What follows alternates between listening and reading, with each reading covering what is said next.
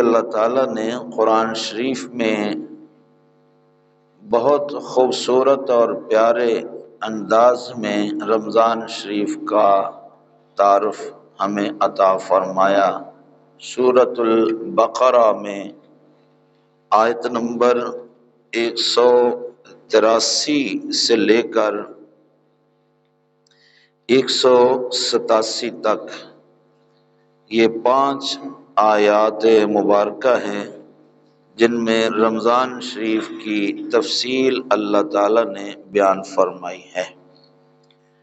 اللہ کریم ارشاد فرماتا ہے، یا ایھا الذین آمنوا، اے ایمان والو۔ اہل علم نے وضاحت فرمائی ہے کہ جب کوئی ایسا حکم اللہ تعالیٰ دینا چاہتا ہے جو پہلے طبیعتوں پر گراں گزرتا ہے، بوجھ محسوس ہوتا ہے، مشکل ہوتا ہے، تو اللہ تعالیٰ ایمان والوں کو حوصلہ دینے کے لیے، ان کا حوصلہ بڑھانے کے لیے، ان کی دلجوئی کے لیے انہیں بڑے پیارے لقب سے، حوصلہ والے لقب سے، پسندیدہ لقب سے یاد کرتا ہے۔ یا ایھا الذین آمنوا، اے وہ لوگوں جو پہلے بھی مجھ پر ایمان لا کر میرے احکام پر عمل کرتے ہو، تمہیں تمہارے فائدے کے لیے ایک اور حکم پر عمل کے لیے ہدایت کی جاتی ہے۔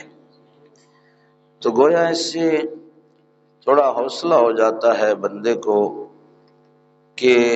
میرے رب نے میری بہتری کے لیے ایک اور فیصلہ فرمایا ہے، تو اس کے لیے پھر یہ زیادہ آسان ہو جاتا ہے۔ اسی طرح یہاں اللہ تعالیٰ نے انداز اختیار فرمایا، اے ایمان والو، کتب علیکم الصیام، جیسے پہلے تم پر نماز فرض کی گئی تھی، اسی طرح تم پر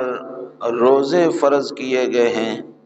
کما کتب علی الذین من قبلکم، جس طرح تم سے پہلے لوگوں پر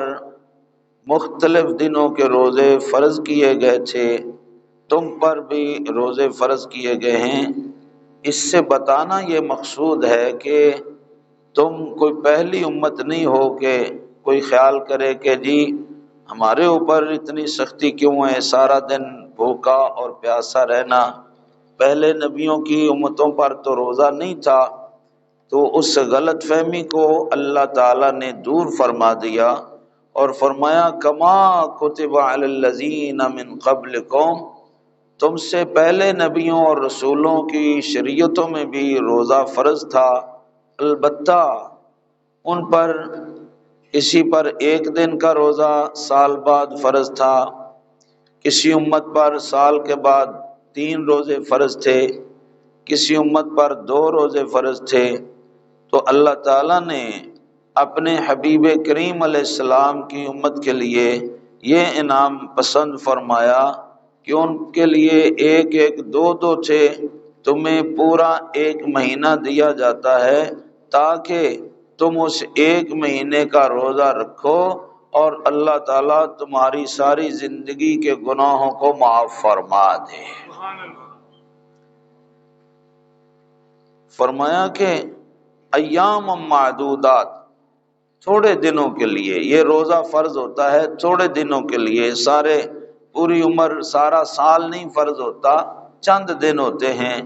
29 دن ہو جائیں یا 30 دن ہو جائیں، اس کو فضیلت اتنی حاصل ہے، اللہ تبارک و تعالیٰ نے فرمایا کہ تم یہ روزہ رکھ لو گے تو پھر کیا ہوگا، لعلکم تتقون، تم روزہ رکھو گے، اللہ تعالیٰ تمہارے روزے رکھنے کی برکت سے تمہارے گناہوں کو معاف کر کے تمہیں پاک فرما دے گا۔ تتقون، تمہیں تقوی حاصل ہو جائے گا۔